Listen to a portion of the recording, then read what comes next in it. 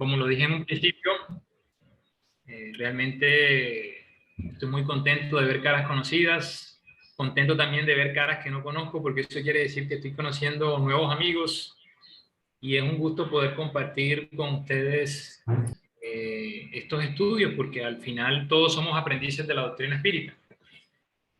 Y es muy interesante la temática a la que hemos sido invitados a desarrollar hoy, porque tiene un poquito de todo. Tiene un poquito de ciencia, tiene un poquito de filosofía y tiene un poquito de moral, que a la suma es el fin último de lo que nosotros queremos hablar en la tarde de hoy, para nosotros acá en Colombia y para la noche allá ustedes.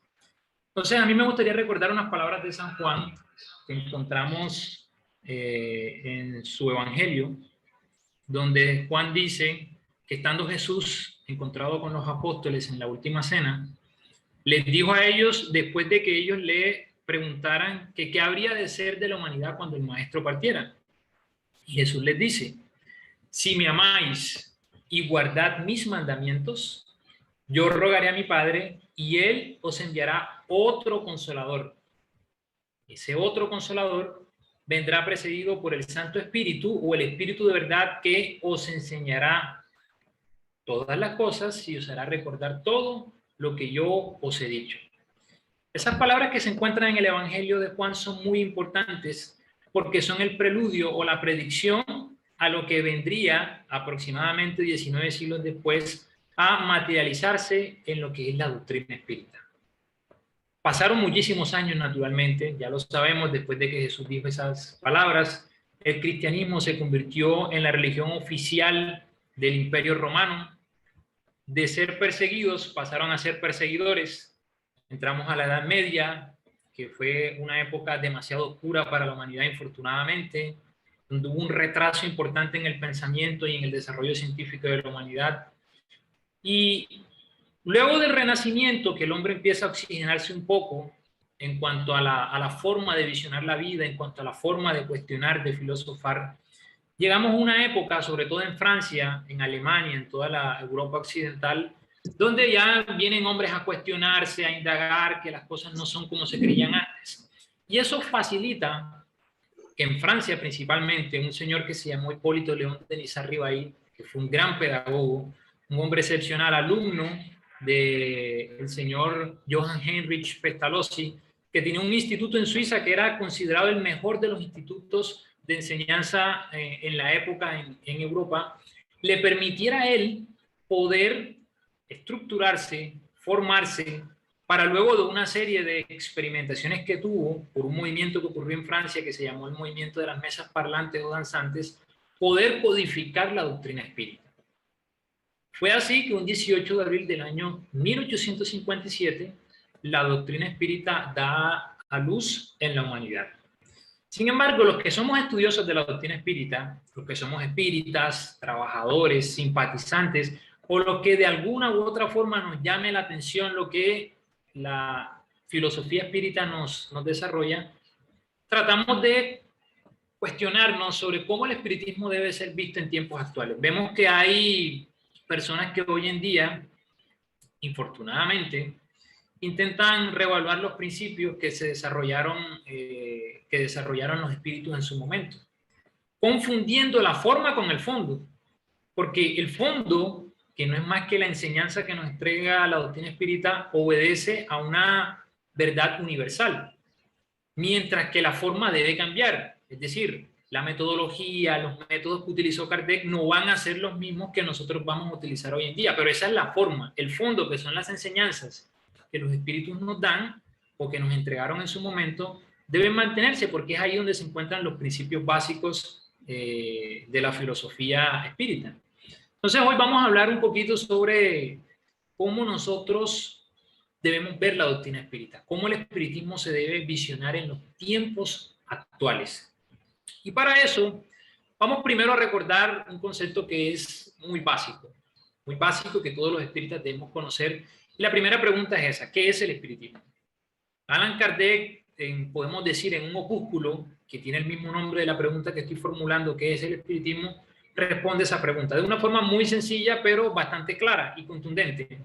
Allan Kardec dice en esta obra, que es el espiritismo, que el espiritismo es al mismo tiempo una ciencia de observación y una doctrina filosófica. Dice Kardec, como ciencia práctica, consiste en las relaciones que se pueden establecer con los espíritus. Como filosofía, comprende todas las consecuencias morales que se desprenden de esas relaciones. Y eso es muy importante. Es un concepto básico que a veces los espíritas pasamos desapercibido. La doctrina espírita es al mismo tiempo una ciencia de observación y una doctrina filosófica con consecuencias morales.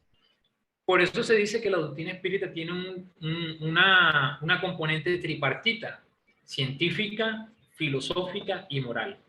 Pero es muy interesante lo que dice Kardec, porque dice que es una ciencia de observación, es decir, no es una ciencia ortodoxa.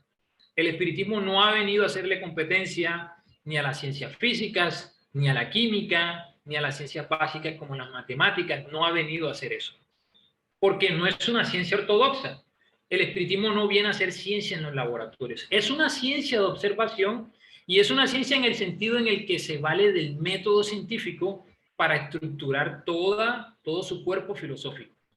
Pero no es una ciencia en el sentido convencional, porque hay personas que dicen, no, los espíritas se hacen llamar científicos y no lo son. No, los espíritas no somos científicos. Los espíritas nos valemos de la ciencia para poder soportar ese cuerpo, y eso es algo que debemos tener muy claro. Y al mismo tiempo es una doctrina filosófica, y es claro, eso lo vamos a desarrollar en este estudio. Es una doctrina filosófica porque toda vez que el hombre se cuestiona, se pregunta sobre lo que es, sobre lo que fue, sobre dónde viene, para dónde va, desde ese momento está haciendo filosofía. Y el espiritismo, digamos, en su gran parte lo que hace es eso, por lo tanto es una doctrina filosófica. Pero es una doctrina filosófica que no se estanca ahí. No es una doctrina filosófica convencional, no es como las corrientes positivistas, no es como el existencialismo, no es como el materialismo en sus diferentes vertientes, no, porque es una doctrina filosófica, como dice Kardec, de la que se desprenden una serie de consecuencias morales. Y esa serie de consecuencias morales son las que van a determinar la razón de ser de nuestras vidas y de nuestro porvenir. Ese concepto es importante tenerlo claro. Porque Kardec después, en esa misma obra, da otra definición un poco más completa de lo que es el espiritismo, cuando dice, el espiritismo es una ciencia que se encarga del origen, de la naturaleza, del destino de los espíritus y de la relación de estos con el mundo corporal. Es una definición interesante porque ahí se encuentra todo. Origen, naturaleza, destino y relación de los espíritus con el mundo corporal. Ese es un concepto que nosotros debemos tener muy claro en el estudio de la doctrina espírita. Y cuando nosotros tenemos claro eso, nosotros podemos, de forma didáctica, pedagógica, resumir la doctrina espírita en una serie de fundamentos. La Confederación Espírita Colombiana, en un trabajo mancomunado de todas las federaciones que la componen, estableció una serie de fundamentos, que lo hicimos aquí en Colombia, que resumen a grosso modo lo que la doctrina espírita plantea.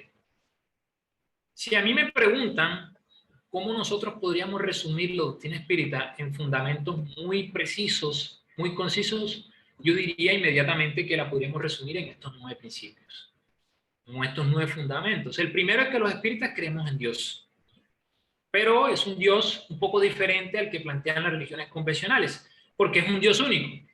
No es un Dios tripartito en el que se divide en Padre, Hijo y Espíritu Santo. No, es un Dios único, infinito en todos sus atributos. Infinitamente bueno, infinitamente justo, infinitamente amoroso, creador de todo lo existente. Un segundo fundamento es Jesús, que a algunas personas les cuesta, y ese es un tema todavía álgido para, infortunadamente, muchos espíritas, que es el tema de Jesús, porque se cree equivocadamente que hablar de Jesús es hablar de religión, y eso es un error. Una cosa es la religiosidad y otra cosa es la espiritualidad. Hay personas que cuando uno habla de Jesús en la fila de espíritus dicen, no, estamos hablando de religión, y hablar de Jesús no es hablar de religión. Hablar de religión es hablar de los cánones de la iglesia, de las iglesias católica, protestante, todas sus vertientes. Eso es religiosidad. Cuando nosotros en la doctrina espírita hablamos de Jesús, hablamos de su mensaje moral. Y hay que recordar algo, como lo acabé de decir en un principio. No hay espiritismo sin Jesús, porque Jesús es quien preside la doctrina espírita y es Jesús el ejemplo que los mismos espíritus en la obra básica, pilar, que es el libro de los espíritus, dicen que es el guía y modelo que la humanidad debe tomar. En la pregunta 621 del libro de los espíritus, los espíritus le responden a Kardec que el ejemplo más perfecto que nosotros los seres humanos podemos tomar para poder alcanzar esa perfección relativa o acercarnos a Dios es Jesús. Y ahí no hay nada de religiosidad. Así que hay que tratar de despojarnos de esa mentalidad que a veces equivocadamente tenemos de que hablar de Jesús es hablar de religión. Y muchas veces tenemos esos estigmas, esos paradigmas, por las experiencias negativas que hemos podido tener en el pasado con la religión. Entonces es importante que separemos eso, porque el espiritismo no es religión, lo dice el propio Allan Kardec, no lo es. Tiene consecuencias morales, pero no es una religión. Y dentro de esas consecuencias morales sustenta toda su filosofía en el mensaje del Maestro Jesús. Un tercer fundamento es el de la inmortalidad del alma, que los espíritus somos inmortales, que lo que perece es el cuerpo, pero el alma, es decir, nosotros, sobrevivimos a la mal llamada muerte o a la llamada muerte orgánica. Un cuarto fundamento es la pluralidad de existencia o reencarnación, que plantea que todos nosotros tenemos que volver tantas veces sea necesario a un cuerpo diferente al que ya tuvimos para poder progresar. Hay otro fundamento que tiene lógica con lo que ya hemos dicho anteriormente, que es la pluralidad de mundos habitados, es decir, que la Tierra no es el único mundo habitado en el universo, y es un punto que ya la ciencia lo considera totalmente lógico. Es un absurdo plantear en un universo infinito o en un universo donde hay miles de millones de galaxias donde solamente un planeta posea vida. Para la ciencia es absurdo y probabilísticamente hablando es un absurdo también. Por lo tanto, es un principio que viene muy de la mano con lo que la ciencia moderna plantea. Otro fundamento es el de la comunicabilidad de los espíritus, y es el hecho de que si el alma continúa sobreviviendo, es natural que se puedan dar intercambios de informaciones entre ambos planos de la vida, entre los que se encuentran en el mundo espiritual y nosotros que nos encontramos en el mundo corporal. Y vemos los últimos tres fundamentos en leyes. Ley de causa y efecto, que haciendo una especie de analogía, se puede comparar a una ley física, que es la ley de acción y reacción. Es una ley que nos dice que todo lo que nosotros hacemos tiene una respuesta. Ley de causa y efecto. Ley de evolución, que plantea que todos nosotros estamos constantemente evolucionando. Eso va de la mano también con la ciencia, y eso impide, ese fundamento de la ley de evolución, principios como el de el que plantea que nosotros podemos retroceder. Es decir, que podemos reencarnar en animales, en vegetales o en cosas así que realmente no tienen ninguna lógica bajo esa ley, la ley de la evolución. Y por último, vamos a encontrar la ley de justicia, amor y caridad, que es una ley que Allan Kardec desarrolla en el libro de los espíritus, y que los espíritus le dicen que es la síntesis de todas las leyes divinas o morales. En esos 9 fundamentos nosotros podemos resumir lo que la doctrina espírita es, de una forma más amena, más didáctica, mucho más suelta. Pero el espiritismo tiene algo muy interesante. Y aquí ya vamos a ir adentrándonos en el objetivo del estudio en la tarde-noche de hoy. Y es que el espiritismo es una propuesta de vida. Así se debe haber visto hoy en día el espiritismo, porque el tema de hoy es el espiritismo en los tiempos actuales. El espiritismo no debe ser visto como una religión más, no debe ser visto como una doctrina filosófica más, tampoco debe ser visto como un mecanismo de salvación o como un mecanismo en el que yo me encuentro en mejores condiciones que los demás, porque eso sería un error. Pensar que por tener estos conocimientos me encuentro en ventaja sobre los demás, y eso es totalmente falso. Y eso lo vamos a concluir al final del estudio de hoy. El espiritismo es una propuesta de vida. Y me gustaría que reflexionáramos un poquito eso. Una propuesta de vida. Y es importante que lo tengamos porque hay personas que pueden tener como propuesta de vida otras cosas. dentro del budismo, dentro de la iglesia católica, dentro de la iglesia protestante, hay propuestas de vida. El espiritismo es una propuesta de vida que se sustenta en una serie de verdades comprobables a través de ese componente científico para que nosotros transformemos nuestra vida. Entonces, es una propuesta de vida que se sintetiza en el consuelo, en la educación y en la iluminación. A través del espiritismo nosotros podemos encontrar consuelo ante las vicisitudes y los sufrimientos que experimentamos. A través de la doctrina espírita nosotros nos educamos. Y estamos hablando de una educación integral, una educación de nuestras emociones, una educación de nuestros sentimientos, una educación de vida. Y por último, es una propuesta esperanzadora, iluminadora. ¿Por qué? Porque el espiritismo, a diferencia de lo que muchos críticos piensan, no se estanca en el pasado. Y no solamente ve el presente, y eso es lo interesante del espiritismo. Porque hay muchas personas que dicen, no, los espíritas hablan mucho del pasado, de la reencarnación, y resulta que no es así. El espírita va al pasado para comprender el presente y vive el presente para visionar el mañana. No hay una doctrina filosófica que mire tanto el mañana o el futuro, el porvenir, como lo hace la doctrina espírita. Por eso el espiritismo es una propuesta iluminadora también.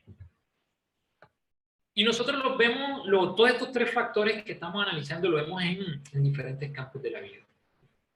Cuando desencarna un ser querido, con el que nosotros tuvimos un vínculo muy estrecho, al que nosotros amamos, y ese ser viene a través de hechos irrefutables, es decir, hechos que solamente nosotros conocemos, y nos viene a decir que la vida continúa, eso genera un consuelo.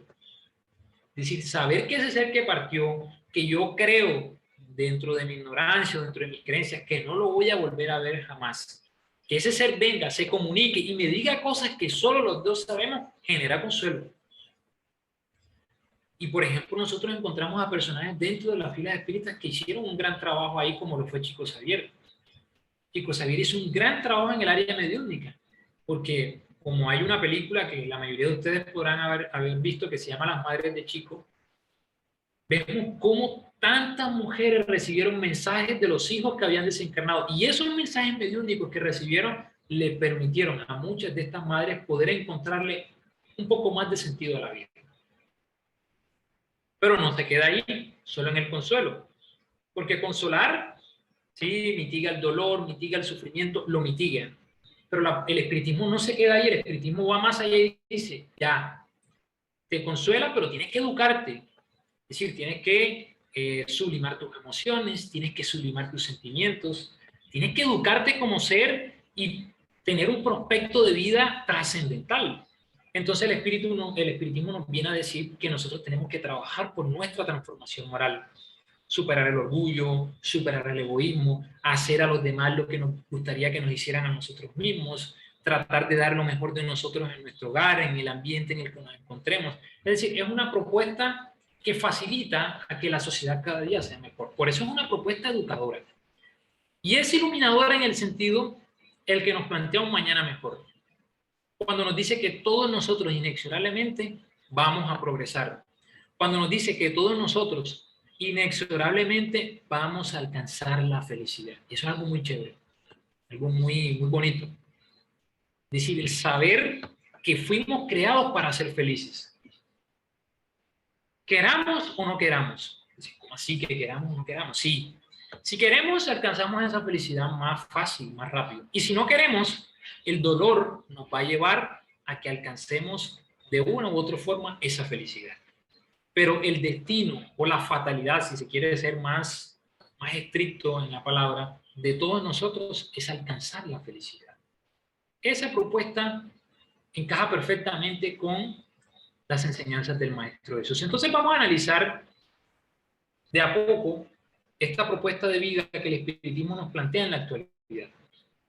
Es consuelo, educación e iluminación. Entonces vamos a analizar estos tres factores y vamos a iniciar con el consuelo. Y vamos a recordar las palabras del Maestro Jesús en el denominado Sermón de la Montaña, en las Bienaventuranzas, que se encuentra en el Evangelio de Mateo, donde Jesús se dirige al pueblo judío de la siguiente manera.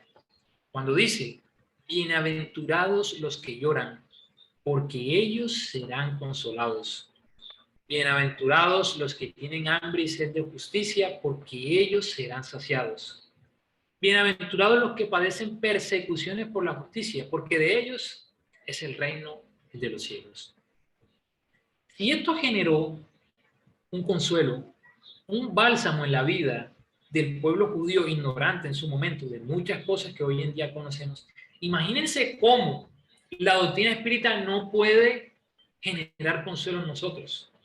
Cuando Jesús les dice a ellos, ustedes que lloran, que sufren, si saben sufrir bien, van a recibir un consuelo. Y dice Jesús en otros aparte, unos al 10, otros al 30, otros al 50, otros al 100. La doctrina espírita hoy, en pleno siglo XXI, nos viene a recordar estas palabras de Jesús, pero ya no a través de conjeturas, sino a través de hechos comprobables. Cuando el espiritismo se adentra en el estudio de la inmortalidad del alma, cuando el espiritismo se adentra en el estudio de la mediunidad, está adentrándose en el estudio de la inmortalidad del alma. Hace poco hablaba con una joven que decía no creer en Dios, y ella decía, no, es que los espíritus, es que no pueden decir que tal religión o que el espiritismo está diciendo que la ciencia demostró que somos inmortales. Y yo le decía a esa joven que es cierto, parcialmente. La expresión no es que la ciencia demostró que somos inmortales, no. Lo que es correcto es decir que hay evidencias científicas y suficientes para concluir que somos espíritus inmortales. A principios del siglo XX hubo científicos importantes, eminentes, en Europa Occidental, que experimentaron con todos estos temas. Por ejemplo, el famoso caso de William Crookes, que trabajó en casos de materializaciones. El famoso caso de Cathy King, el espíritu de Cathy King y la medium Florence Cook en Inglaterra, que fue muy conocido en su época. Este señor, con toda la rigurosidad científica de la época, analizó este espíritu que se materializó, lo pesó, tomó medidas, tuvo todas las precauciones que se deben tener para llegar a la conclusión de que era una realidad. Que ese espíritu que se estaba comunicando era la condensación de un fluido que en su momento adquirió el nombre de ectoplasma y que no era más que el fluido vital que provenía de unas personas que tienen unas facultades, digamos sui generis, que nosotros los espíritas llamamos mediums, tienen una facultad ostensible. Entonces, hay evidencias, y cuando el espiritismo nos demuestra o nos da evidencias de que eso es una realidad, pues ese consuelo llega con mucha más facilidad.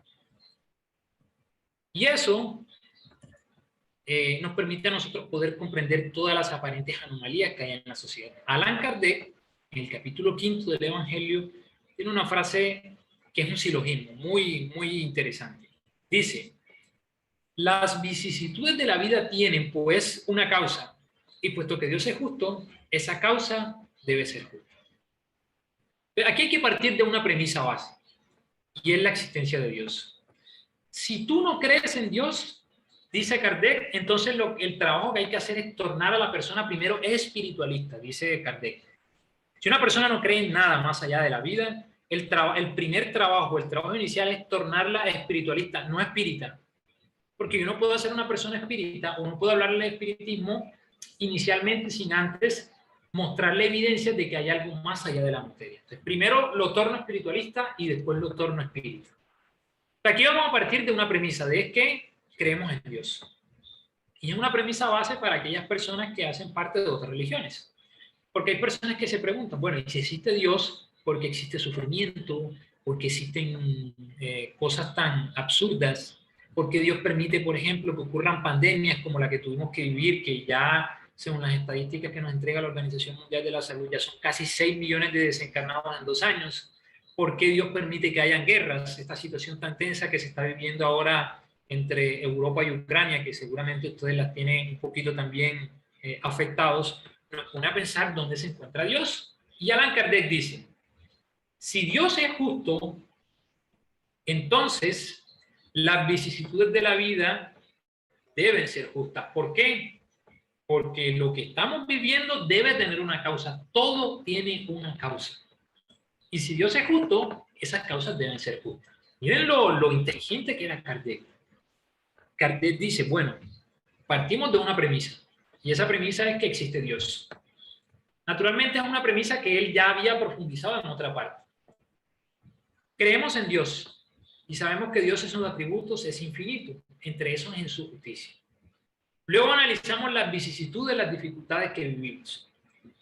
Como las vicisitudes, es decir, los sufrimientos que vivimos, tienen una causa, y Dios es justo, lógico, esas causas deben ser justas. Viene una pregunta inevitable. ¿Cuáles son esas causas entonces que hacen que eso que yo estoy viviendo, que me hace sufrir, sea justo? Y esa explicación la encontramos en la reencarnación. Y en la pregunta 167 del Libro de los Espíritus, Allan Kardec le pregunta a los espíritus superiores cuál es el objetivo de la reencarnación. Los espíritus dan una respuesta muy corta pero concisa. Dicen, la expiación y el mejoramiento progresivo de la humanidad. Sin eso, ¿dónde estaría la justicia? Quiere decir que la reencarnación aparece como la solución a la problemática existencial del sufrimiento. Y aquí voy a dar una opinión personal. Yo siempre digo cuando hablo de la reencarnación que la reencarnación no es una de las explicaciones que tenemos para comprender el sufrimiento. No es una. Es la única. Es la única. Porque cuando nosotros vamos a otras religiones, vamos a otros cuerpos filosóficos, otras doctrinas, muchas nos dicen, no, esas cosas no se pueden preguntar porque son de Dios. Dios sabe cómo hace sus cosas. ¿Pero por qué sufre? Dios sabe. No te cuestiones eso. Y no encontramos nunca una respuesta concisa. El espiritismo la da y de forma categórica. Las experiencias que nosotros vivimos obedecen a errores, a fallas que hemos cometido, ya sea en esta misma existencia o en otras existencias. Y producto de esos errores, tenemos que expiar ahora lo que en un pasado hicimos sufrir a otros. Eso tiene unas implicaciones inmediatas, y es que Dios no castiga. Dios no nos está castigando, no estamos sufriendo porque Dios nos está castigando, no, estamos sufriendo porque nosotros mismos hemos entrado en distonía con las leyes divinas, con el equilibrio universal. Pero miren la respuesta. Hay demasiadas cosas interesantes en esa respuesta, y por eso yo siempre cuando hablo de la codificación kardeciana, digo que es muy importante que nosotros analicemos las preguntas y analicemos las respuestas. Por eso es importante que en todas nuestras instituciones espíritas estudiemos las obras bases. De aquí nosotros podríamos hacer una charla perfectamente, un estudio de 1 hora perfectamente. Porque miren lo que dicen los espíritus, que la expiación nos va a permitir a nosotros reparar las faltas del ayer, pero no se queda solamente en la expiación. Por eso esa expresión de que nosotros vinimos a la tierra a sufrir y solo a sufrir es equivocada. Es una visión punitiva en el que vinimos a la tierra a sufrir, a recibir látigo por los errores, porque somos pecadores. Es en cierta forma un remanente de las teorías o los dogmas que la iglesia manejó en su momento. No. Miren que los espíritus hablan primero de expiación, sí, pero luego dicen mejoramiento progresivo. Es decir, no hemos venido a sufrir, en el fondo hemos venido a progresar, y en medio de ese progreso tenemos que vivir situaciones dolorosas, es cierto, pero no todo es tragedia, porque mientras se progresa, se viven porciones de felicidad. Y estoy seguro que aquí nosotros todos podríamos hacernos esa pregunta y llegar a la conclusión que hemos tenido momentos felices en nuestra vida. El día que nos casamos, el día que tuvimos un hijo, el día que nos graduamos, el día que reencarnamos, el día que compartimos en familia. Es decir, hay tantas cosas en la vida que nosotros a veces no visionamos bien y que nos permiten a nosotros comprender que no todo es sufrimiento, que no hemos venido aquí a sufrir, que esto no es un mar de lágrimas exclusivamente, sino que tiene matices, en la vida hay matices. Y es ahí donde está precisamente la justicia. Entonces miren lo que hace Kardec. Kardec era un hombre muy inteligente. Entonces Kardec recibe esta respuesta, pregunta 167. Nosotros reencarnamos para expiar, pero también para progresar. Entonces, yo voy a hacer las veces en estos momentos de forma pedagógica que pudo haber pensado Kardec cuando recibió esa respuesta. Kardec seguramente pensó lo siguiente, digo, nosotros venimos a expiar los errores que hemos cometido, pero también venimos a progresar. Pero si nosotros progresamos, ¿por qué seguimos sufrimiento? Hay algo que nos debe estar estancando para progresar. Ahí es donde está la clave, saber qué es lo que nos impide a nosotros progresar. Eso Kardec lo pensó y por eso en una pregunta más adelante, en la pregunta 785, le pregunta a los espíritus superiores, ¿cuál es el mayor obstáculo para el progreso? Una pregunta, pero lógica, completamente lógica ante la respuesta que los espíritus dan en la 167. Y los espíritus dan una respuesta más o menos larga que podemos resumir en esta expresión: el orgullo y el egoísmo. Lo que nos estanca a nosotros como humanidad es el orgullo y el egoísmo. Este problema que está ocurriendo ahora entre Rusia y Ucrania es un problema de orgullo y de egoísmo. Cuando nosotros no pensamos en terceros, cuando nosotros no pensamos en nosotros mismos, surgen las guerras. Y ojo, que esto que estoy hablando de Rusia y de Ucrania, o que podemos tocar, por ejemplo, aquí en Colombia, que es un país que ha estado marcado en toda su historia por la guerra, no es un tema de ideología política, no. Porque cualquiera va a dar su parte y dice, no, fulano de tal tiene la razón, el otro no tiene. Sí, eso está claro y eso siempre va a ocurrir. Pero es claro que cuando nosotros afectamos a terceros por nuestras posiciones, hay orgullo y hay egoísmo. Y eso nos estanca en nuestro progreso. Ojo, no solo moral, sino también intelectual. Cuando nosotros decimos, yo me las sé todas, yo soy un genio, yo me estanco. Porque solo aprende aquel que sabe que necesita aprender más, que no sabe nada, que le hace falta mucho por aprender. Por lo tanto, esos son los dos focos que nosotros tenemos que trabajar. Y el espiritismo viene a trabajar en eso. Ese segundo componente del que estuvimos hablando en la propuesta de vida es de la educación de nuestros sentimientos.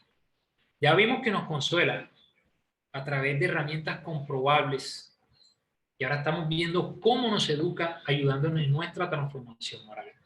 Pero ese proceso no es fácil. No es para nada fácil. Juana de Ángelis, este espíritu, a través de la mediunidad de Eduardo Pereira Franco, en una obra que hace parte de la serie psicológica que se llama Vida, Desafíos y Soluciones, nos entrega esta frase que es muy real. Despertar para la realidad nueva de la vida es como sufrir un parto interior, profundo, libertador, dolorido y feliz. Comprender estas realidades nos cuesta, es complejo. Saber que nosotros somos responsables de todo lo que vivimos no es fácil para muchos. Y a veces cuando pasa esto, uno sufre como una especie de parto, dice Juana. Y el parto sabemos que es doloroso, duele, es profundo, pero dice Juana, aunque es doloroso, es profundo, a la misma vez libera y nos permite a nosotros poder acercarnos un poquito más a la felicidad. Es como, por eso me gusta mucho, hay una trilogía, bueno, ya no es trilogía porque este año salió una cuarta película que se llama Matrix. La película Matrix refleja algo muy interesante. Cuando nosotros vemos esa película vemos cómo hay un mundo en el que todos están viviendo algo que es falso, que es una mentira, y todo el mundo se siente cómodo. Y cuando invitan al personaje principal de la película, que es Neo, para que él despierte hacia una realidad, él tiene un choque cuando le ofrecen las pastillas y él toma la pastilla correcta y se da cuenta que la vida no es como él pensaba, él tiene un choque interno. Y dice, no puede ser que esta sea la realidad. Eso ocurre con nosotros cuando nosotros abordamos cuestiones filosóficas asociadas a nuestras vidas. Nos cuesta, es difícil. Hay personas que vienen a nuestra institución espírita y dicen, no, es que ser espírita es difícil. Porque hay otros lugares donde uno, acá hay una expresión, no sé si en España aplica, que dice, yo peco, rezo y empato. No sé si en España esa expresión ocurre, pero acá es muy típica. Y hay muchas personas que dicen, oye, sí, yo peco, luego rezo y luego empato. Y eso lo vemos aquí en Colombia hay unos carnavales, en Brasil también, no sé si en Europa los carnavales son muy populares, pero aquí ocurre algo muy particular y es que aquí hay carnavales, ¿cierto? Hay carnavales, la gente hace hasta para vender en los carnavales, eso es un desaforo total. Y luego de los 40 días, la famosa cuarentena, viene el tema de la reflexión.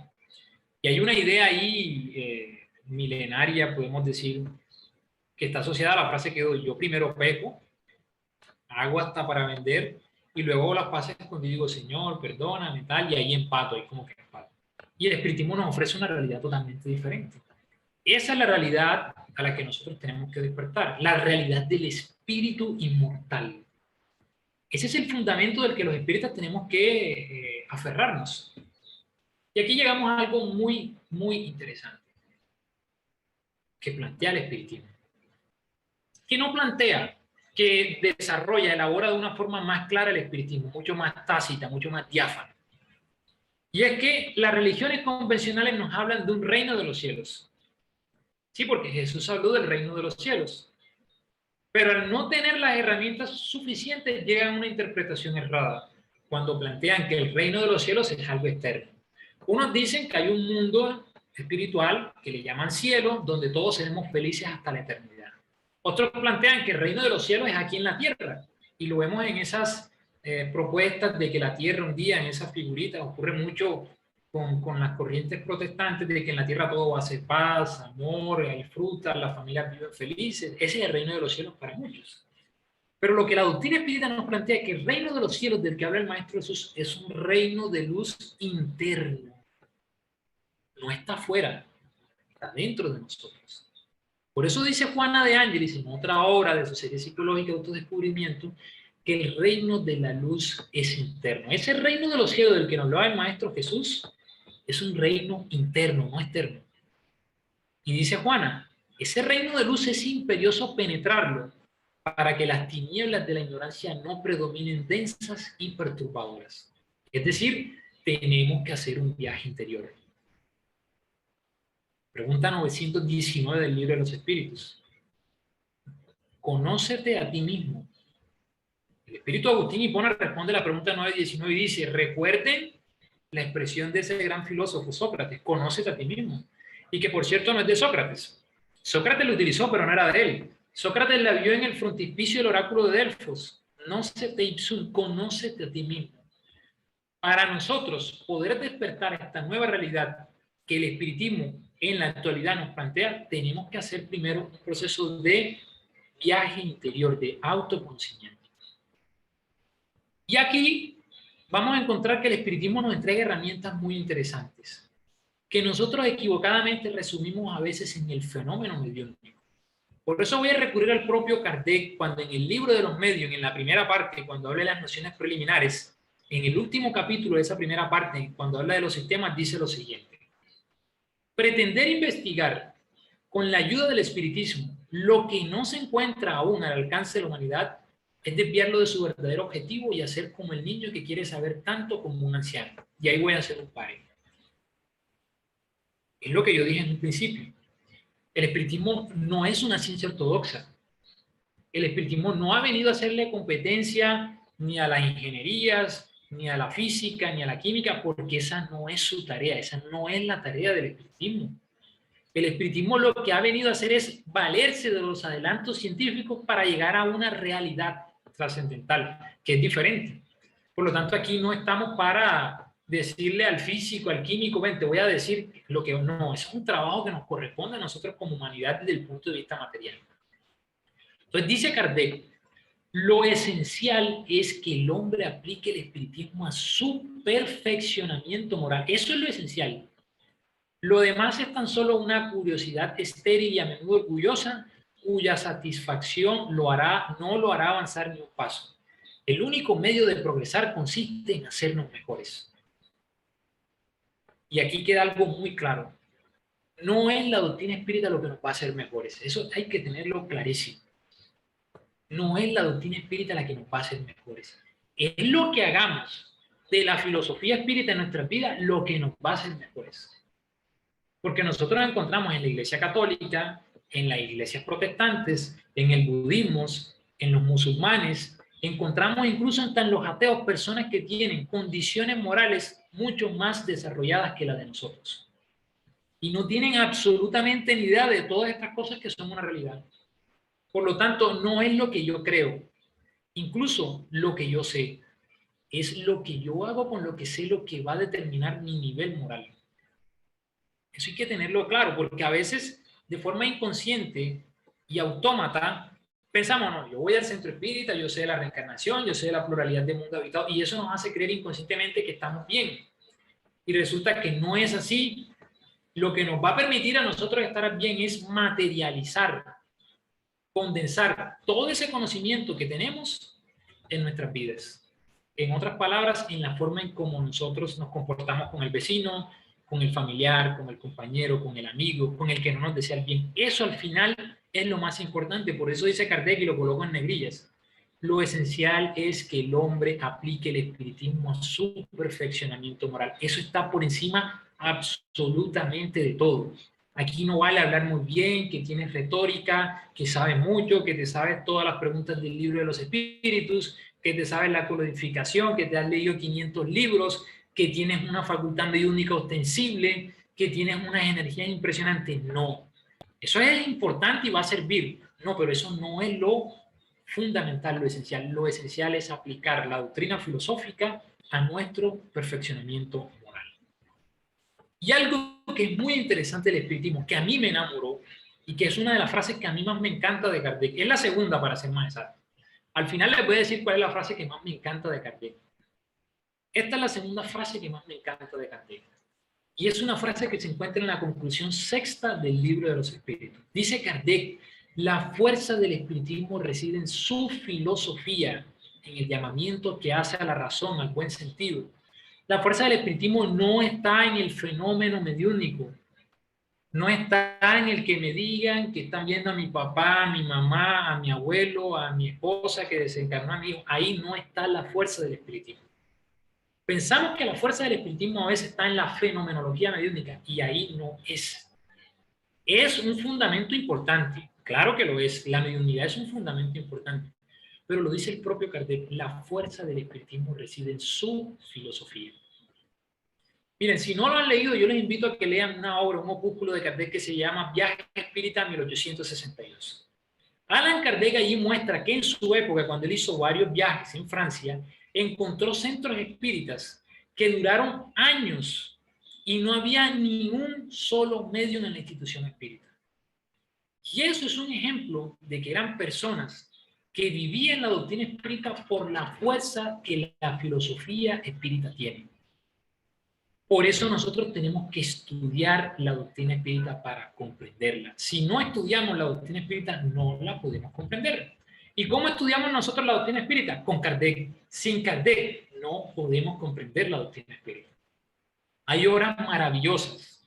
Por ejemplo, les acabo de mencionar las obras de Juana de Ángeles, las obras de Manuel, las obras de André Luis, las obras de Amalia Domingo Soler, de León Denis, de Camilo Flammarion, de Aksakov, de Delan. Son obras maravillosas, pero espiritismo se aprende con Kardec. Sin Kardec no hay espiritismo. Así de simple. Y ahí es donde nosotros vamos a encontrar la fuerza del espiritismo en la filosofía. Y es una filosofía, dice Kardec, que llama a la razón, al buen sentido.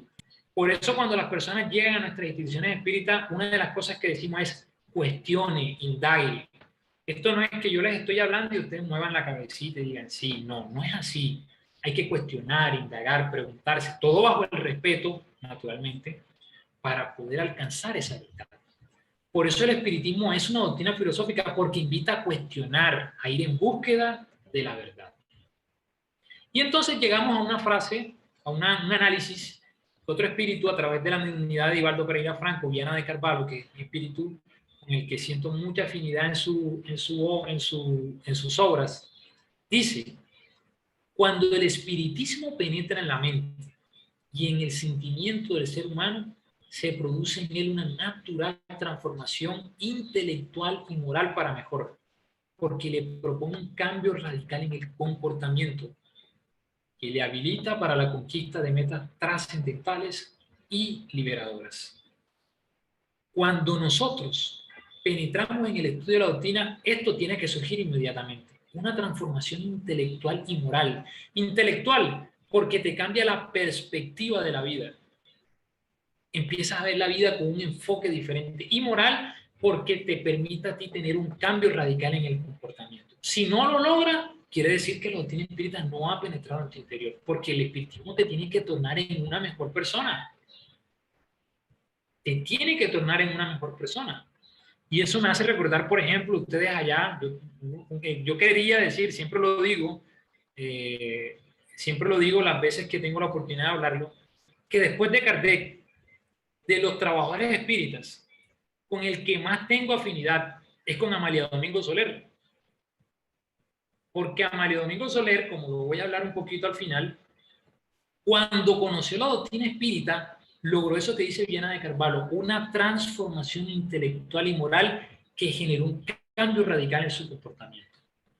Cuando pasó por el materialismo, por las iglesias evangélicas protestantes, luego de todos esos vacíos existenciales que tenía por esa ausencia de su madre y de todos los problemas económicos y de salud que tenía, conoció la doctrina espírita, logró una transformación radical. Y ese es un ejemplo total de vida que tiene que hacer mella en nosotros. El espiritismo tiene que calar en nuestras vidas para nosotros transformarnos para mejorar. Y es el propio Kardec, en otro libro de la codificación, donde tiene esta frase que me encanta. Cuando yo leo estas frases, yo les digo, yo cuando digiero esto, yo me siento alegre cuando estudio la doctrina espírita. Porque demuestra el nivel primero de Kardec y lo lógica que es la doctrina espírita. Miren esta frase tan interesante de Kardec.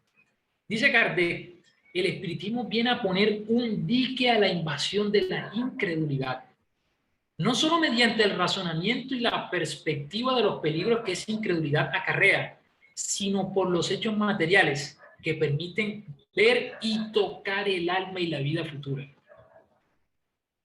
Esta yo diría que es como la pregunta, esta es como una frase de genio. Y analicémosla brevemente. El espiritismo viene a poner un dique a la invasión de la incredulidad.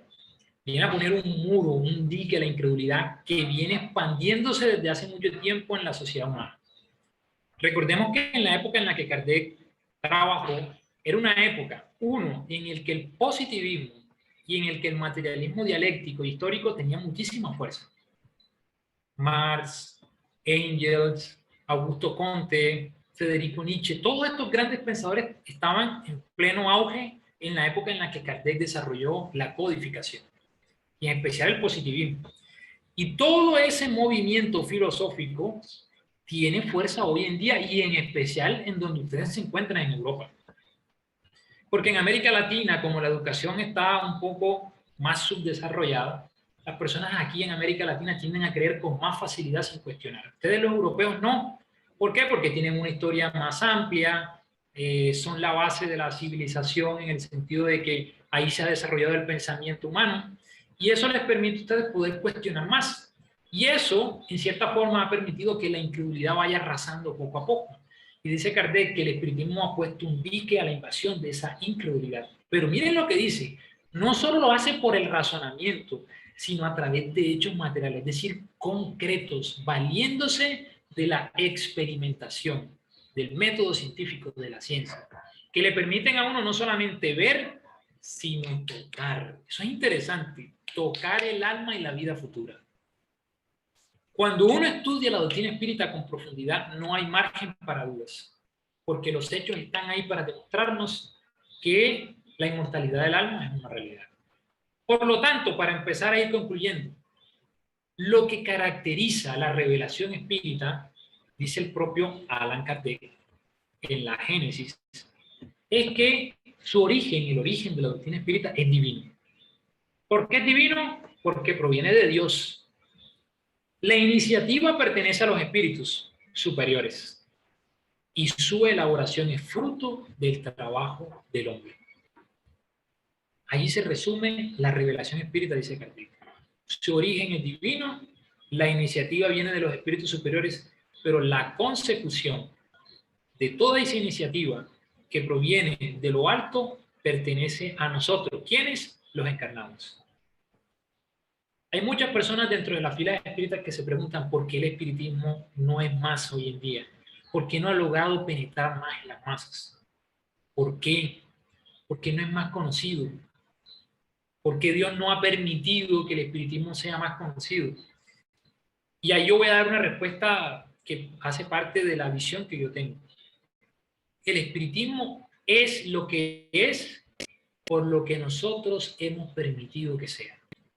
Si nosotros queremos que la doctrina espírita sea más conocida, que logre penetrar más en las masas, o que por lo menos sea más respetada, más conocida, somos nosotros los que tenemos que dar el ejemplo. Eso no es responsabilidad ni de Dios ni de los espíritus.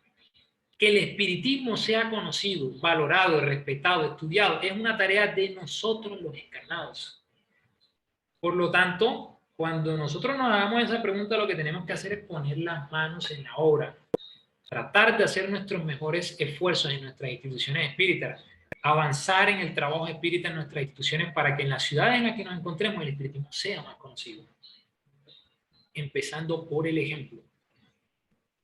Porque si yo no logro penetrar en las masas a través del ejemplo, no voy a hacer que el espiritismo sea valorado y respetado. Las personas están buscando cosas diferentes. Y yo no puedo hablar de amor, de Jesús, de un mañana, de un porvenir, cuando tengo actitudes que no son correctas, que no son éticamente correctas. Cuando el ser humano, y esta es una invitación que quiero hacerle a todos, cuando el ser humano descubre el espiritismo, lo invade una especial alegría de vivir. Cuando nosotros conocemos el espiritismo, nos invade una especial alegría de vivir. Porque comenzamos a entender las razones lógicas de nuestra existencia, los mecanismos que trabajan a favor de nuestra felicidad, de modo que experimentamos una gran dicha emocional. Cuando nos adentramos en el espiritismo, la alegría de vivir se acrecenta porque empezamos a comprender la razón de ser de nuestras vidas. Y coloco un color diferente porque me gusta mucho esa expresión. Empezamos a entender y a comprender cuáles son los mecanismos que trabajan a favor de nuestra felicidad. Porque la vida tiene unos mecanismos que están trabajando de forma automática a favor de nuestra felicidad. Que lo que nosotros tenemos que hacer es verlas. Porque yo veo que todo en mi vida está mal, las cosas no progresan, yo no veo ese mecanismo. Dice Kardec, eleva tu punto de vista. Tienen los lentes de la vida empañados. Y cuando nosotros tenemos los lentes empañados, no logramos visionar bien. Entonces, la doctrina espírita lo que nos hace es aclararnos esos lentes que están empañados. Y cuando aclaramos esos lentes, empezamos a ver esos mecanismos que están trabajando a favor de nuestra felicidad. Y eso va generando en nosotros una serie de motivaciones, de dichas emocionales que trabajan a favor de nuestro crecimiento. Por lo tanto, dice Kardec, uno de los retos, que es una de las realidades del espiritismo en la actualidad, que podríamos tomarlo como conclusión al estudio en la noche de hoy, es que el espiritismo ha venido a ampliar el pensamiento y a abrir nuevos horizontes. Con el espiritismo ampliamos la forma de pensar y de ver la vida. En lugar, dice Kardec, de esa visión estrecha y mezquina que lo concentra exclusivamente en la vida presente. El espiritismo nos enseña que la vida solo es un eslabón en el conjunto armonioso y extraordinario de la obra del Creador. El espiritismo nos amplía la forma de ver la vida. Pero para nosotros poder ampliar esa visión, tenemos que estudiar la doctrina. Estudiar la doctrina espírita no es ir solamente al centro espírita, no es solamente escuchar las charlas, las conferencias. Hay que hacer un trabajo interior de estudio, estudiar la codificación, estudiar las obras básicas, estudiar las obras de todos estos grandes pensadores dentro de la doctrina espírita, hacer un estudio personal, individual en nuestros hogares y digerir. Porque con el estudio, con las obras espíritas pasa lo mismo que con el alimento en el cuerpo físico. Si yo me como algo y no lo digiero bien, mi sistema digestivo no lo va a asimilar bien, por más bueno que sea el alimento.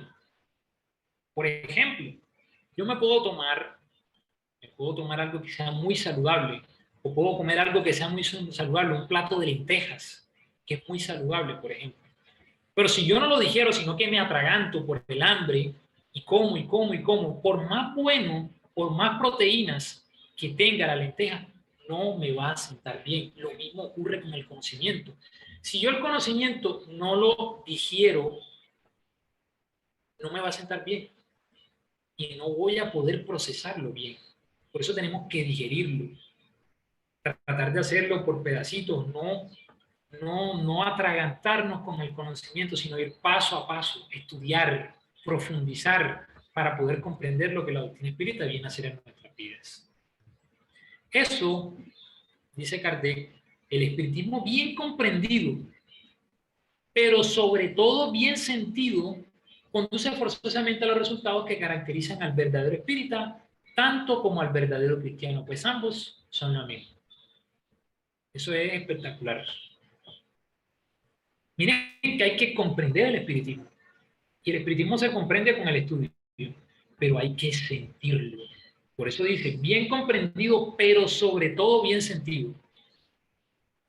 Y ahí hay una diferencia, porque a veces podemos comprender con la razón el espiritismo, pero no lo sentimos.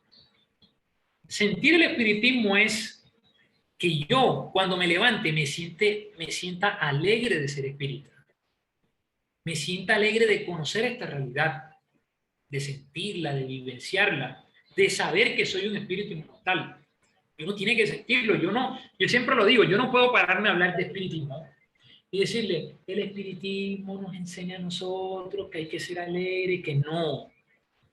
Cuando nosotros hablamos de espiritismo, la gente debe sentir que para nosotros esto es una realidad y que lo sentimos con alegría, que hay que sonreír, que hay que mostrar con energía, que esto es una gran realidad que está transformando nuestras vidas. Que no somos perfectos. Eso hay que tenerlo claro. Lo dice Kardec perfectamente. Que el verdadero espírita no es el santo. No vayan a creer que yo soy un ser de virtudes, porque esa sería la equivocación más grande. Si ustedes convivieran conmigo, se dieran cuenta de todos los errores que tengo, que todos nosotros lo tenemos. Porque al final los que conviven con nosotros son los que conocen nuestras sombras. Pero sí tiene que haber en nosotros esfuerzos para tratar de ser cada día mejores. Por eso dice Kardec esta frase, que es mi frase preferida de Kardec. El verdadero espírita se reconoce por su transformación moral y por los esfuerzos que hace para dominar sus malas inclinaciones. El espírita comprende, ha estudiado, como ha estudiado y ha comprendido, sabe que tiene que trabajar por lo que no está bien, trabajar por su transformación moral. Pregunta 785. Trabajar por el orgullo y el egoísmo. Y tiene que esforzarse para dominar sus malas inclinaciones. ¿Por qué? Porque sabe que las tiene. Todos nosotros tenemos malas inclinaciones. Y el trabajo de nosotros primero es controlarlas, dominarlas, para después depurarlas. El espiritismo, la invitación y la propuesta de vida que nos está haciendo es a que seamos mejores personas, mejores ciudadanos. Ese es el objetivo primordial de la doctrina espírita, hacer de la sociedad un mundo mejor. Por eso los mismos espíritus dicen al final de la codificación que el espiritismo no va a ser la religión del futuro. No va a ser la religión. Porque a veces decimos, oye, en un futuro, cuando seamos un mundo de regeneración, todo el mundo va a ser espírita. No, todo el mundo no va a ser espírita. Lo que sí va a ocurrir es que los principios espíritas van a ir adoptándose en esas religiones, que es una cosa muy diferente. Porque no podemos pretender que todo el mundo sea espírita, porque todo el mundo tiene necesidades diferentes, tiene posiciones e ideologías diferentes. Lo que sí va a ocurrir es que estos principios de los que hemos hablado, de la inmortalidad del alma, de la pluralidad de mundos habitados, de la comunicabilidad de los espíritus, de la ley de causa y efecto, van a penetrar en las religiones. Por lo tanto, el espiritismo va a estar intrínseco, pero en los principios de estas religiones. ¿Para qué? Para que nos tornemos en una mejor sociedad. Ya para finalizar, me gustaría recordar una frase que ya es para los que estamos un poquito adentrados en el espiritismo, de esta autora que, como dije, es mi autora preferida después de Kardec. Amalia decía: y cuando el desaliento me dejaba en brazos del no ser, del ateísmo, una voz escuché que pronunciaba esta frase bonita: espiritismo. Y yo cuando leí esta frase por primera vez, me tocó profundamente, porque algo parecido me pasó también. Cuando yo decía, no, es que yo definitivamente no encuentro nada, a pesar de que nací en una familia espírita, no me convencía absolutamente nada. Y cuando a uno no lo convence nada, cuando uno ve injusticia por todas partes, cuando uno no comprende lo que está sucediendo, ocurre como cuando uno está en un salón donde no hay luz. No se ve nada. Todo es completamente oscuro. Y eso es terrible. No hay cosa más terrible en la vida que verlo todo con unos lentes oscuros. Se pierde el sentido de la vida, se pierde el sentido existencial, se pierde la alegría de vivir. Y cuando se pierde la alegría de vivir, uno entra en problemas. Como dice Amalia Domingo Soler, cuando uno conoce con profundidad el espiritismo, es como esa puerta que están viendo en esa imagen. Uno abre a través del espiritismo, a través de las llaves del espiritismo, y encuentra la luz que le va a permitir a uno poder ver con mayor claridad. Por eso, ejemplo de Amalia Domingo Soler, la invitación que yo puedo hacerles a ustedes en la noche de hoy es que profundicemos un poquito más en el estudio de la doctrina espírita.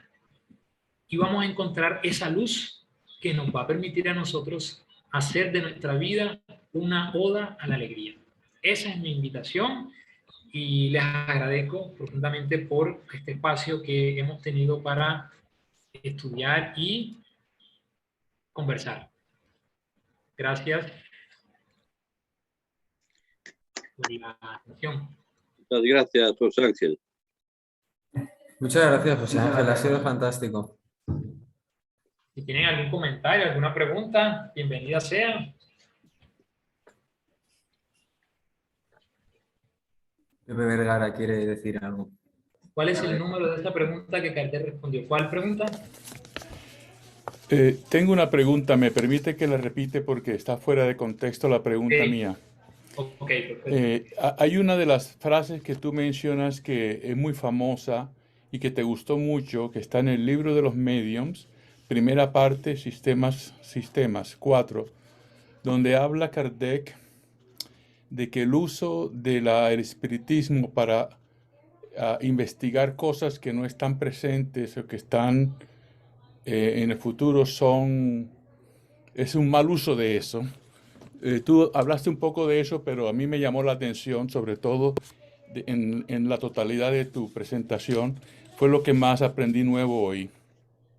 Y me gustaría si la podías mostrar para hacerte una pregunta sobre eso. Claro, claro. A ver, vamos a darle compartir de nuevo. A ver, es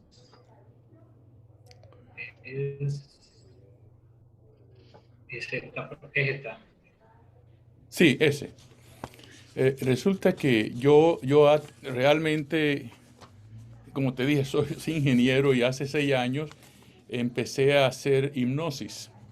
Y a través de la hipnosis empecé a hacer terapia para ayudar a las personas, terapias emocionales, que la persona regresaba y recordaba momentos de su vida en que era niño, pero en un momento empecé a notar que las personas recordaban lo que llamaban vidas pasadas. Y me pareció muy extraño, porque yo en la reencarnación no creía nunca. Y a raíz de eso empecé a investigar sobre reencarnación y empecé a estudiar un señor americano llamado Edgar Cayce, que fue un medium, que realmente hacía esa clase de terapias, y finalmente llegué a Kardec. Y fue cuando empecé a estudiar los libros de Kardec. Yo soy espiritualista, nunca he estado en una casa espírita, pero sí soy un espírita, porque desde que conocí a Kardec y empecé a leer los libros de él, así como los libros de André Luis y otras cosas, he cambiado completamente. Me llama la atención esto, que en esto de investigar, hay otras personas que hacen lo que yo hago e investigan personas y hacen lo que llaman regresión a vidas pasadas y comienzan a satisfacer curiosidades, tratando de investigar qué fueron las personas, qué hicieron, dónde y cuándo. En mi caso, cuando yo hago eso, yo le pregunto al super yo de la persona o al espíritu guía si esa persona necesita ir a una vivencia pasada para resolver un problema presente. Y en la mayoría de los casos me dicen sí. Y van y recuerdan solamente ese aspecto de la vida pasada que le afecta en ese momento. Entonces, cuando veo este escrito, me parece exactamente, estoy de acuerdo con él, de que no se trata en la hipnosis de hacer un libro sobre la vida de una persona, ni investigar qué ha pasado, sino realmente lo que esa persona tiene en la mente. Lo que sea útil, buscar la utilidad en todo lo que Sí, se haga. y que sea útil, pero en realidad yo quiero agradecerte porque en la presentación, siempre sigo tus presentaciones de Café, Confecol de Colombia. Yo nací en Cartagena de India, pero vivo en Los Ángeles desde hace casi 40 años. Somos pupilos y Y colegas. sí, y entonces llegué por accidente, pues buscando algo sobre espiritismo, a José Manuel y el grupo de Villena, y hoy precisamente me invitaron a este de Valencia, y encuentro muy, muy agradecido, porque personalmente es como si al estudiar el espiritismo se me hubiera removido. No es que haya aprendido algo, es que como se me haya removido un velo Pero, que me ha permitido recordar lo que yo sabía, porque así eso es, viene de adentro, lo que yo creo que sé. totalmente. Ese es mi comentario, José. No, gracias, Pepe, por tu comentario y muy chévere eso que la doctrina espírita te haya permitido encontrar cosas que tú sientes que estás recordando. Pero así es. Gracias por ese comentario.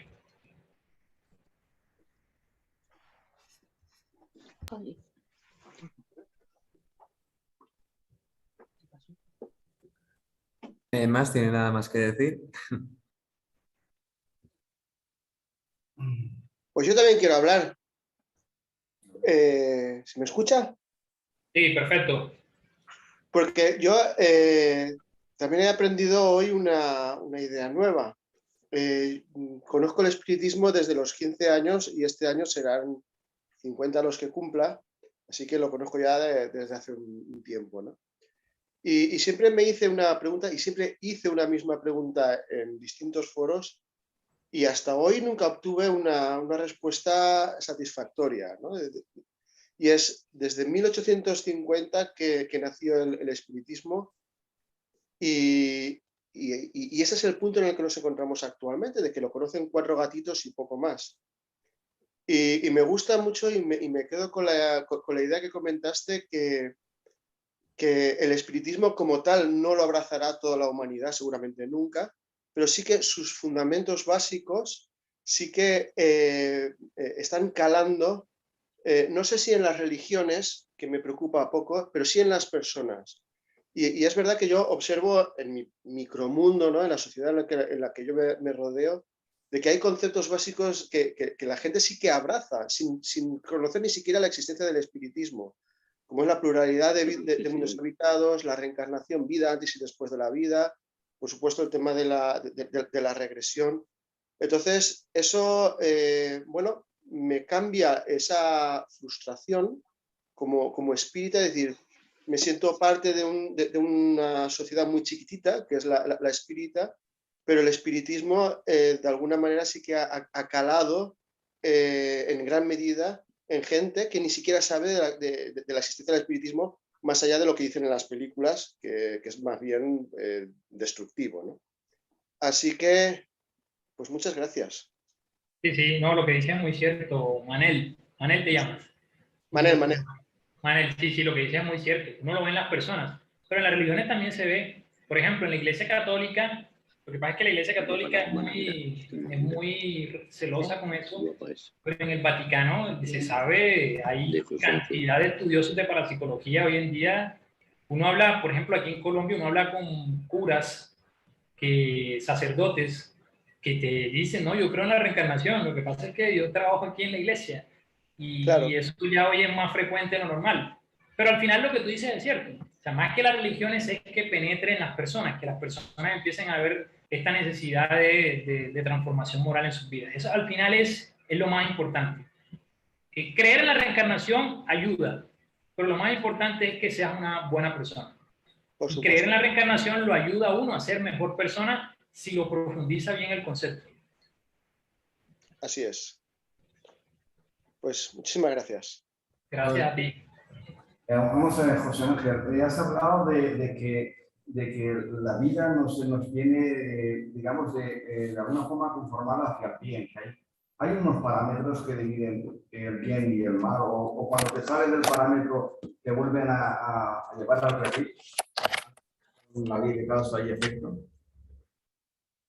Antes has hablado de que hay una perspectiva de que el bien impera más en el mundo, que nos parece que está mal, pero que el bien es un parámetro que nos lleva siempre a estar más felices en la Tierra. Has hablado de eso antes, ¿no? Sí. No, pues quería Sí. saber las leyes que rigen eso o cómo está. Ampliar un poquito más esto. Sí, bueno, sí, si te entiendo bien, es más o menos hablar sobre la forma en cómo el bien y el mal están operando hoy en día, ¿cierto? Más o menos, sí. Y que hay más bien, hay unos parámetros que te empujan al bien en el mundo. Sí, sí, sí, claro. Naturalmente uno ve todo lo que está ocurriendo y la primera idea que se le viene es que el mal impera sobre el bien en la sociedad humana. Pero cuando uno lo analiza con detalle, es evidente que hay un progreso en la sociedad. O sea, eso no se puede discutir, porque a veces está la idea generalizada de que la gente dice, vamos para atrás, esto va de mal en peor, dice la gente. Pero no es que uno tome un documental de historia y uno se dé cuenta de lo que ocurría hace 100 años. Por ejemplo, a finales del siglo XIX, la esclavitud en una gran parte del mundo hacía parte de la institución, de lo legal. Y uno dice, o sea, hace menos de 200 años la esclavitud era algo normal como un contrato de trabajo. Y eso demuestra lo que la humanidad ha avanzado, sobre todo 200 años para acá. Y demuestra que el bien cada vez es mejor. Y a pesar de todas las dificultades que nosotros tenemos, vemos cada día que hay instituciones y que hay personas que se preocupan más por el bienestar de las demás personas. Y eso va en sintonía con lo que los espíritus desarrollan en la codificación, con lo que todos estos espíritus del Consolador también nos han venido diciendo, y que estamos en un proceso de transformación moral en la humanidad, un proceso de transición planetaria, en el que el mundo está pasando de un mundo de expiación y de pruebas a un mundo de regeneración, es decir, un mundo donde en la balanza, el bien está pesando ya un poquito más que el mal. Y el mal empieza a atizarse un poco más en diferentes partes del planeta porque se les está dando a aquellas personas que todavía están afincadas en el mal a que tengan sus últimas experiencias. Ya lo sabemos por informaciones mediúnicas que hay muchos espíritus que ya han sido desplazados del planeta Tierra a otro mundo, como ocurrió, ustedes saben, hace miles de años con Capela, donde muchos espíritus fueron expulsados de este mundo acá a la Tierra para espiar y para ayudarnos a nosotros aquí en la Tierra a que avanzáramos. Entonces, a nosotros no se nos puede olvidar algo. Hay una frase, hay dos mensajes que me gustan mucho. Hay un mensaje de un espíritu que se llama Mei Mei, que se llama Jesús sabe, que se encuentra en una obra psicografiada por Chico Xavier que se llama El Espíritu de Verdad. Ella dice, Jesús sabe. Todo lo que nosotros nos imaginemos, Jesús ya lo sabe. Y Juana de Ángelis, en otro libro que se llama Hijo de Dios, tiene un mensaje que se llama Dios sabe, donde ella dice, todo lo que tú imagines, ya Dios lo sabe. Y coloco un ejemplo. Por ejemplo, aquí en Colombia, hace unos días, hubo una decisión nefasta que se tomó y fue aprobar el aborto hasta las 24 semanas. Es decir, cualquier mujer tiene el derecho de abortar hasta los 6 meses. Es decir, si el feto tiene 6 meses, lo puede abortar legalmente sin ningún problema. Entonces, cuando uno ve esas noticias, uno dice, oye, pero ¿cómo ocurren este tipo de cosas en pleno siglo XXI? Y uno mira esas situaciones y al final uno tiene que pensar, Dios sabe, Jesús sabe, cada quien responde por sus actos, y ustedes nunca han visto que Jesús baje, como plantean las religiones, juzgando al uno, juzgando al otro, porque hizo esto, no. El mundo sigue su proceso natural y las cosas se van dando en la medida de las necesidades que tengamos como planeta. Lo importante es que nosotros demos lo mejor de nosotros. ¿Cuánto bien demos nosotros? Mientras nosotros demos lo mejor de nosotros, estamos aportando para que el mundo sea mejor. Esa realmente es lo que nosotros debemos tener presente en nuestras vidas. Muy bien, José Ángel, gracias. Gracias a ti. Tengo otro comentario para el colega José. Bien. Yo, a raíz, yo entendí primero, antes de leer sobre el espiritismo, entendí la reencarnación. Porque cuando estaba haciendo terapia de vidas pasadas a ciertas personas, una persona quería tener hijos, por ejemplo, pero no podía tener hijos. Y los médicos la habían ayudado, pero no había podido tener hijos. Y ella fue a una vivencia pasada y recordó una vida donde había sido una joven muy rica, que tenía muchos lujos, pero se dedicó a la vida alegre, disipada, y obtuvo 2 abortos. En la terapia yo le pido que hable con los 2 espíritus que había abortado. Y ella habla y le pidió perdón. Obviamente, siendo espíritus que están en la luz, la perdonaron. Y mi pregunta fue, ¿puede tener bebés ahora que ya ha sido perdonada? Dice, ahora sí puede tener bebés. O sea que esa persona había sido, por tener 2 abortos, se le había sido negado en otra vida el poder tener hijos. Claro. En otra terapia que hice recientemente a una señora, ella fue a una vida pasada donde estuvo aquí en Estados Unidos cuando la guerra de recesión. Ella era un hombre que tenía esclavos y él peleó en la guerra contra los yanquis y perdieron. Él perdió la tierra y se lamentó. En otra vida, ese hombre fue un hombre negro en África y murió acodornado por un rinoceronte. O sea que eso me enseñó de que hay una manera de justificación. Si en esta vida eres esto, entonces a mí no me extraña ver que de pronto una pobre persona está sufriendo en la calle, muriéndose de hambre y nadie lo ayuda. A lo mejor vamos a una vida anterior y era una persona que hacía todo lo contrario. Entonces, eso fue lo que me llamó la atención de lo que yo hacía, fue cuando empecé a buscar los libros sobre el espiritismo, que fue lo que me dijo sobre la reencarnación. O sea que es como si uno fuera pagando en lo que hace en esta vida, lo fuera pagando. Si lo hace en esta vida, lo paga al contado antes de irse, o si lo pone en la tarjeta de crédito, lo paga en futuras vidas. Así es. Así es. Tal cual. Yo quisiera hablar. ¿Puedo? Quisiera hablar. ¿Puedo? Claro, Hola. Pilar. Habla.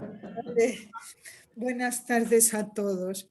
Simplemente también, más bien no es una pregunta, es una reflexión, porque muchas personas que creemos en la reencarnación pasamos al lado de personas que están viviendo en una situación de pobreza o de alcoholismo o de vicio y nos consolamos con, bueno, ya lo pagará. Y no se trata de hacer una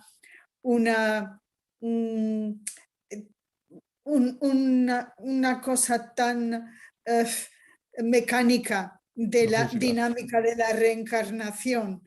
El problema está también ante la pobreza, ante las necesidades de los demás.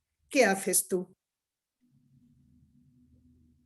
Claro. Sí, Está claro que la persona pasará las necesidades y los apuros que tenga que pasar, pero yo no me puedo conformar con que en una vida anterior fue X o fue Z.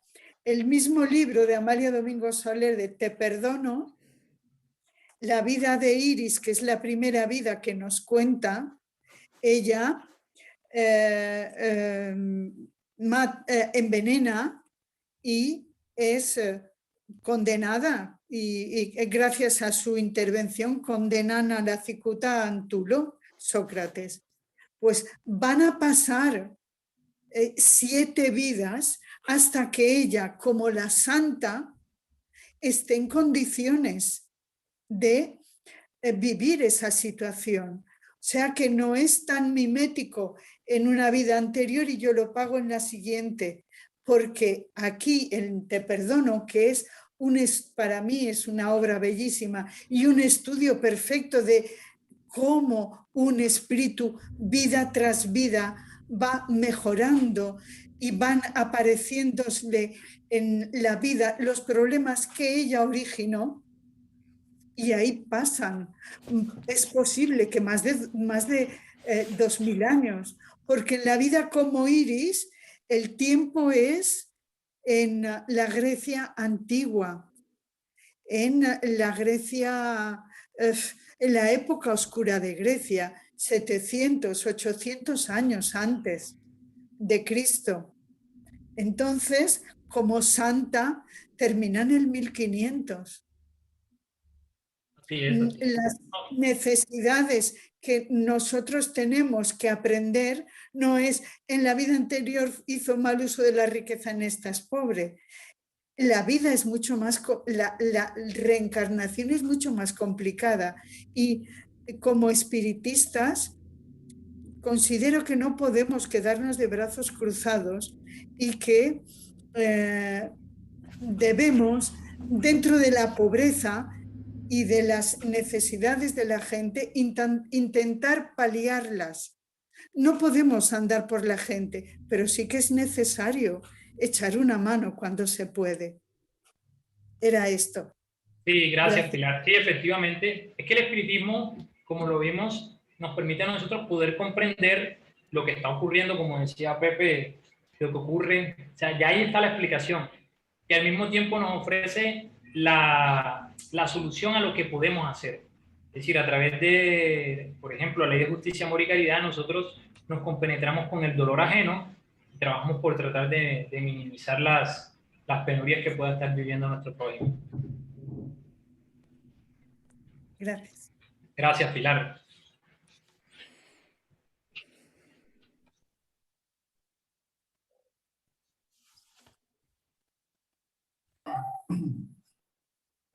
Bueno, sin que nadie habla, me gustaría preguntar más. Yo leí, no sé en qué libro fue, parece que fue una traducción de un libro de Chico, donde dice que uno paga las deudas de 2 maneras, con dolor o sufrimiento o con buenas acciones. Entonces, desde que yo leí eso, mi labor ha sido siempre hacer el bien a la gente. Así como decía Pilar, realmente yo veo esa persona sufriendo y tiene otra vida, pero no me interesa. Ahora mismo está sufriendo y si la puedo ayudar, la ayudo. Esa fue la idea. Entonces prefiero pagar por adelantado haciendo buenas obras para ir depositando en el banco todo lo que puedo en buenas obras, que también no debe ser así, ¿no? Pensar que estoy balanceando la cuenta, pero sí lo hago de manera natural. Y eso yo creo que prefiero pagar así, con buenas obras, que con sufrimiento y dolor. Por las buenas, ¿tú prefieres por las buenas? Sí, es más fácil. Sí, más chévere también, sí. Sin más comentarios, supongo que podemos concluir aquí. Hacemos la oración de cierre y de nuevo, José Ángel, muchas gracias por la presentación que has hecho hoy. Sé que llevas hablando 1 hora y media, pero me gustaría que fueses tú el que hiciese la oración de cierre. Ok, perfecto, Mike.